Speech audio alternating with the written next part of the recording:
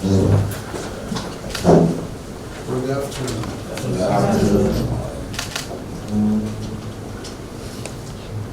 Please start.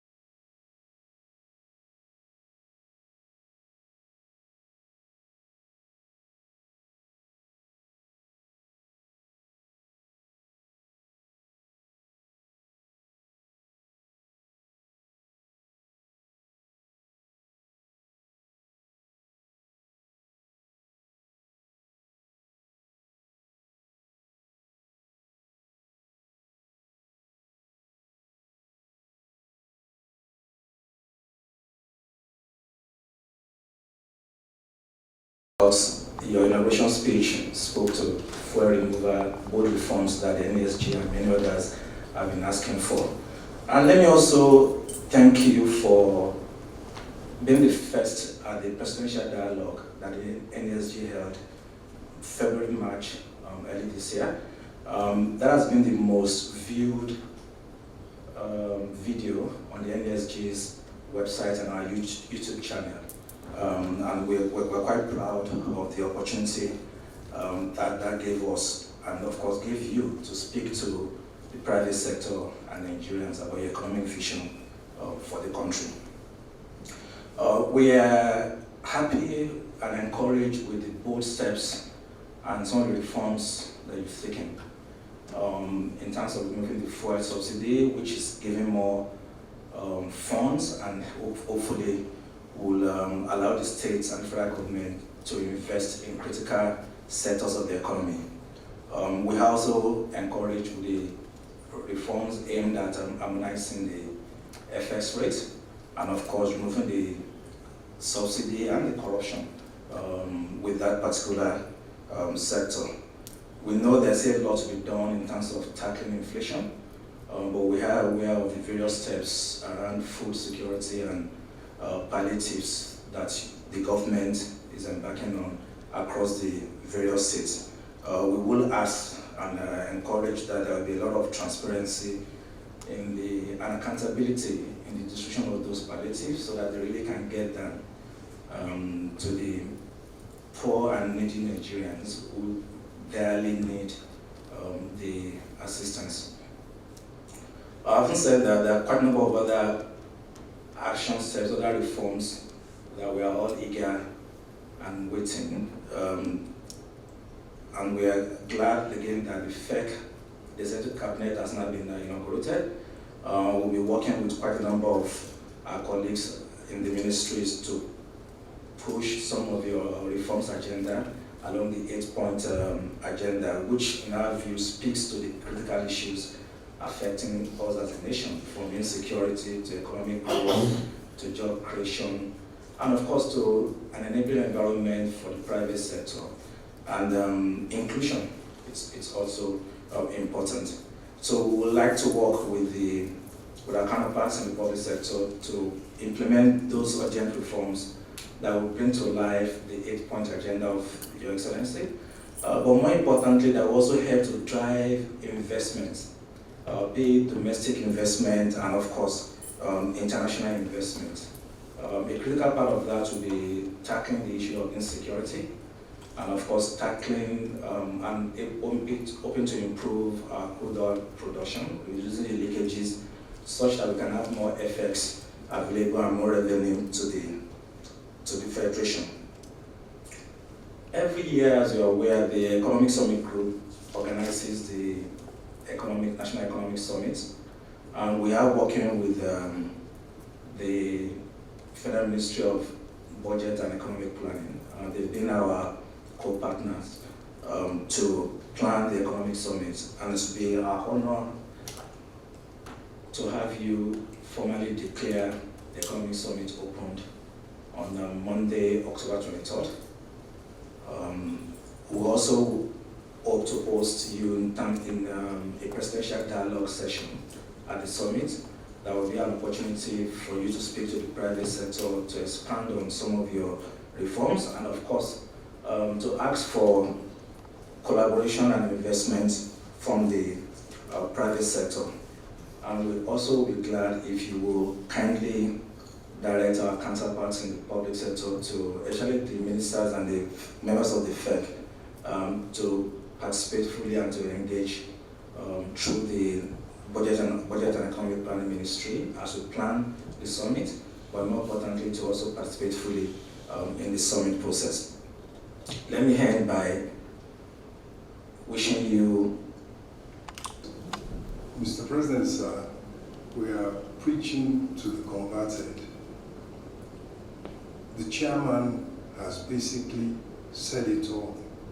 And from your vision and your commitment is to grow this economy by creating the right environment for private sector investment that will increase productivity, grow the economy, and most important of all, be inclusive, create jobs, and thereby eliminate, significantly dent, and ultimately attempt, seriously eliminate poverty that currently stalks the land. The key metric that is required for private sector investment is macroeconomic stability. Of course, we include security in there, macroeconomic stability. And you have already, as was recognized by the chairman, you have already set this country on the path towards that stability by what you have done in correcting the distortions on the fiscal side. You've reduced the huge leakage that was preventing government revenue to be anywhere near what is required. And in fact, in many ways, you have saved the country because the path which we were on was fiscally unsustainable. Not only had it threatened the government budget, it was threatening the major corporation, NNPC. So it is where we go from here that matters. And as rightly been pointed out, inflation is a key issue that has to be systematically dealt with so that investment can flow. And I think the opportunity of the summit and interaction between your ministers and the leading players in the private sector will speak to how we can get to where we need to have rapid, sustained, and inclusive growth, which is your vision for Nigeria. Thank you, sir. Our president at the NSG promised you engagement, and I'm sure this demonstrated commitment to that promise. And equally, in that interaction, we as Mr. President expounded our ambition for a double-digit growth. We despite the challenges, we believe that the ingredients for a double-digit growth economy are being set by Mr. President. And therefore, we want ideas and suggestions that will complement what we have said in that and these engagements, so that we will expound our strategy for double-digit growth. And just on one of the requests, Your Excellency, Mr. President, I've already met with the Nesg, and we offered our commitment to participate with them in ensuring that the summit is a success. Thank you, Your Excellency. President.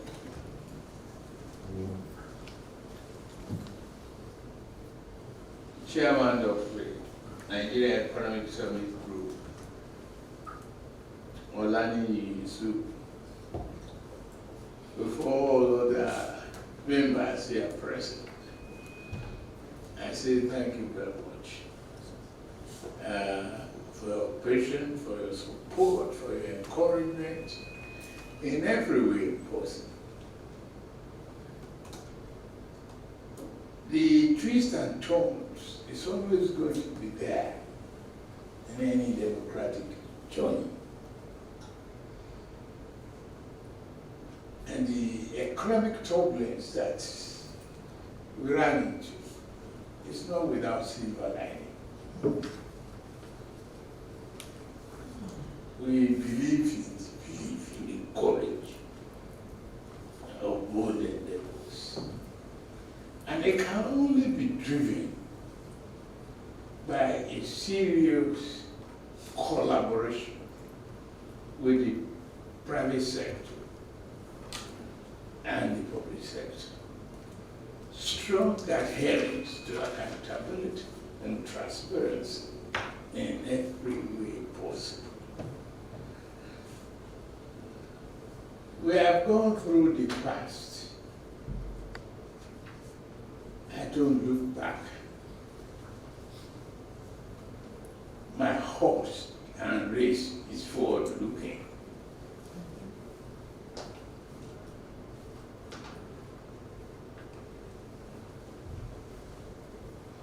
And when you look at the country,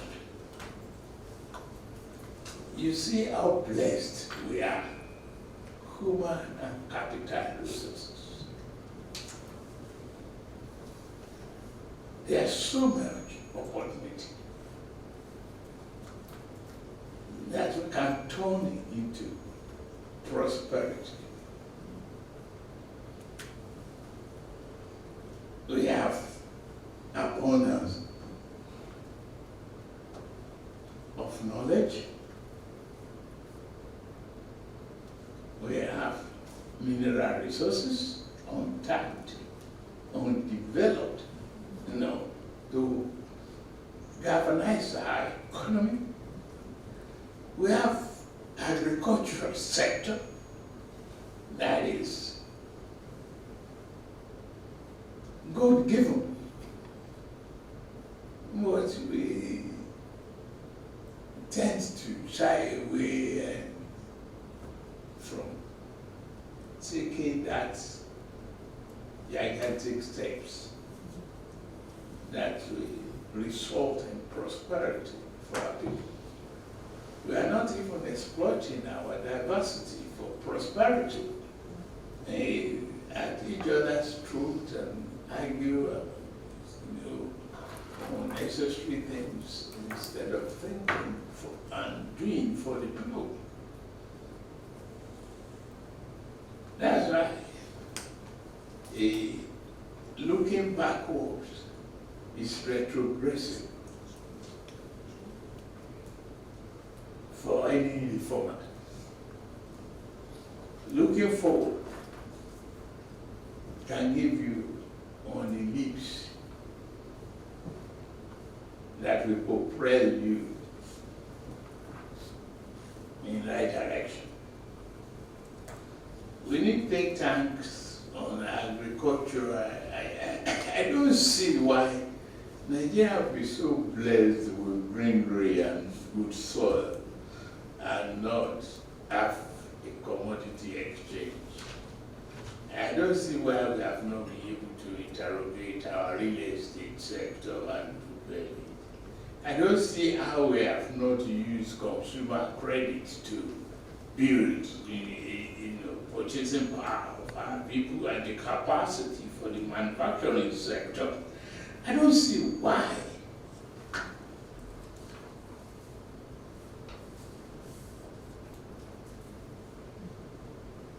Extremely in need of thinkers and doers. And what you have come about is teaching. Nigerian Economic Summit Group will not be if you don't believe in being one team that can bring Nigeria to the land of promise. But we must kill our advantages in the economic path. We must kill it. No matter how bitter the tablet or the medication is, take it and move on to build the path for tomorrow for Nigeria. The renewable agenda is a commitment that we are not going to shy away from. When hope is gone, every other thing is out. But as long as you can relieve that hope, believe in yourself, collaborate with others, you'll find that we can all succeed together. And that's what I'm all about. You see the caricature of democracy and the problem of retired leadership in the continent. And yes, democracy is challenged, so what? It's managed by the people, only for the people. I must be by the people.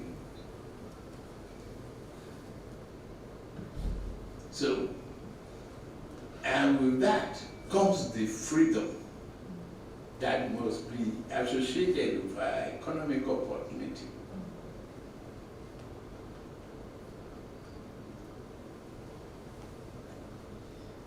If the grass is green on my backyard, I want to expand it. I want to cultivate and turn my cows into a breeding and milking dairy farm for export and yogurt and many other things that will multiply affecting employment and education of our people. That's what I want us to think about. And I'm here. I believe we can do it together. No one single person succeeds alone. No one.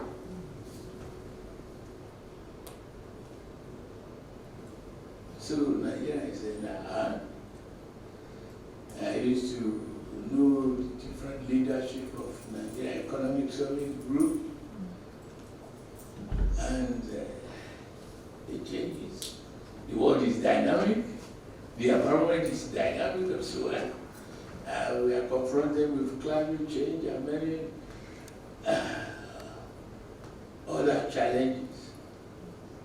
But here, somewhere, in the face of all this storm, in the eye of the storm, there is a quiet and peaceful corner for those who can search, patient, and be determined. We will find ours. Thank you very much.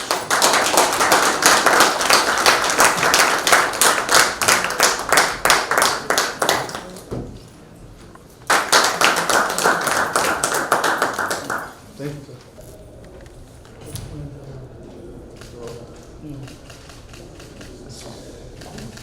Thank you, sir. Okay? All right.